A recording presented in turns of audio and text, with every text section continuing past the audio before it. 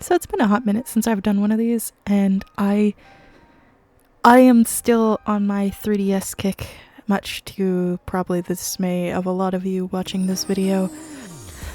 And since a lot of creators that are much bigger than me and originally didn't really care for the 3DS are now talking about the 3DS and how expensive and hard it is to get a 3DS, I figured it's probably time that I started talking about the 3DS again. It's not even been a full year since my last 3DS video, but here we are again, once again talking about the 3DS because I fucking love the 3DS.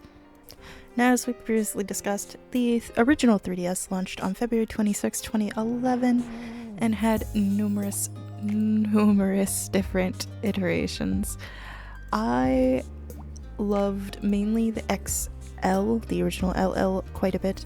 I didn't get my hands on a new 3DS XL yet, outside of playing it in stores occasionally or a friend's, but I'm still okay with my original 3DS LL, as we've talked about last time.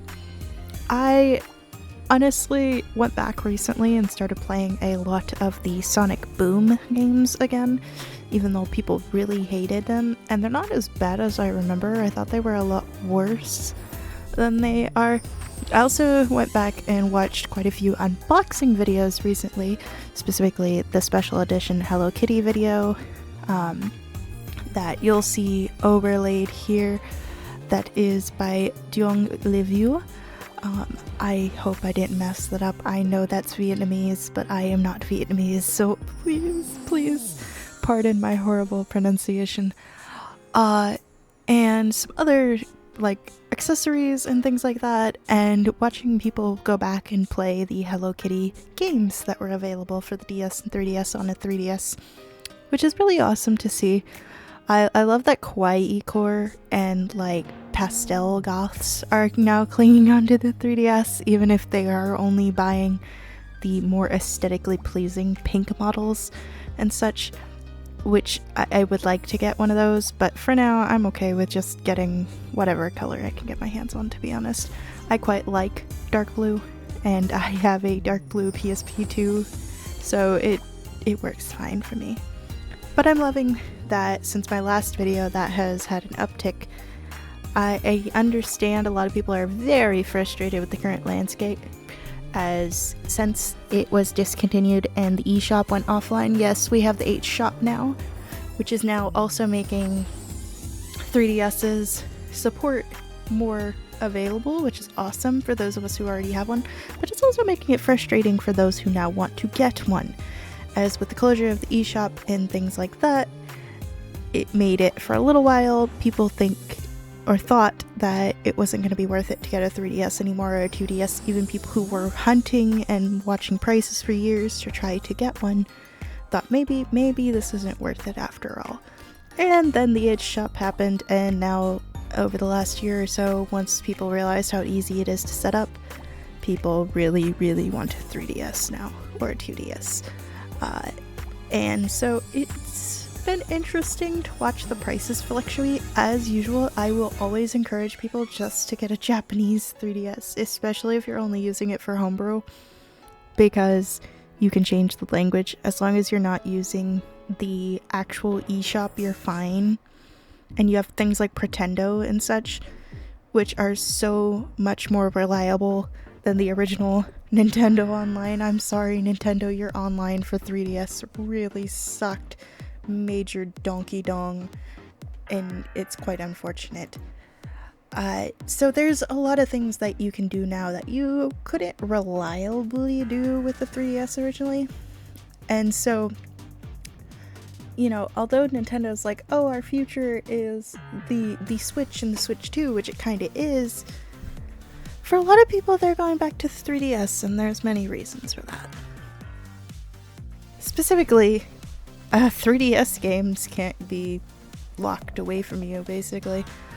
The Switch and Switch 2 have an issue where if someone were to pirate for their friend a copy of their game and then it gets caught on a torrenting site, they will lock that cartridge. So, say they backed up their stuff, their friend wanted to play on an emulator, they're trying to do something nice for their friend, well, if their friend does something odd with it, which I say odd air quotes, because we all know emulation is like a weird rabbit hole. There's pluses and minuses to it. That the person who originally owned the cartridge is identified now as soon as they turn on their online, and they can have their console banned, which is something I've seen on Reddit happen a couple times actually, that exact scenario, which is quite unfortunate when it does happen. Also, Switch 2 has mostly moved to, and this is something that I have expressed annoyance with third-party developers for, to keycards. Thankfully, the 2 games I have that are actual like purchased games for the Switch 2 are Nintendo first-party exclusives, so it is on the cartridge, but most third parties and even some of the Nintendo first parties are not putting their stuff on the cartridge. It's mostly a download, or it's literally a piece of cardboard inside a case that has a download code, which is gonna make it very hard. And we've already seen this with Japan and the Japanese game preservation library refusing to take Switch 2 keycards or anything. It has to be a cartridge game, which has the whole game on the cartridge. It can't be online at all, as far as like downloads and stuff, which is going to make it very frustrating in the future for the, history of Nintendo and everything to have Switch 2 archive. And I don't know that Nintendo is going to care about that, as they clearly don't care much about the 3DS, despite hundreds of thousands of people so actively using Street Pass every day. But it is what it is, and that's causing a lot of people to go back to the 3DS and even the original DS and DS Lite, because they want to have tangible ownership of their stuff. They don't want to have to worry constantly about it being ripped from their hands and disappearing just because they do what they want with their stuff that they paid for. They want to be able to modify it, change the case, change the colors, own this piece of technology that they paid for. Which I will say, it is nice that Nintendo in their new TOS for the Switch 2 clarified you are leasing a product, but if we are just leasing a product, then it should be cheaper than what it is currently. And I say this as someone who was gifted a Switch 2 this last year when it came out. I still 100% stand by the statement of, if we are leasing a product from you, like a lifetime air quotes lease, then it shouldn't be as expensive as it is if we're not going to be permitted to do as we please with our items. Like, obviously I'm not talking about the weird people who were like sending inappropriate XXX underage content on 3DSs, which was a whole thing in itself. I'm talking about playing games, modifying code to make it more customizable, those type of things, not illicit harm to other people.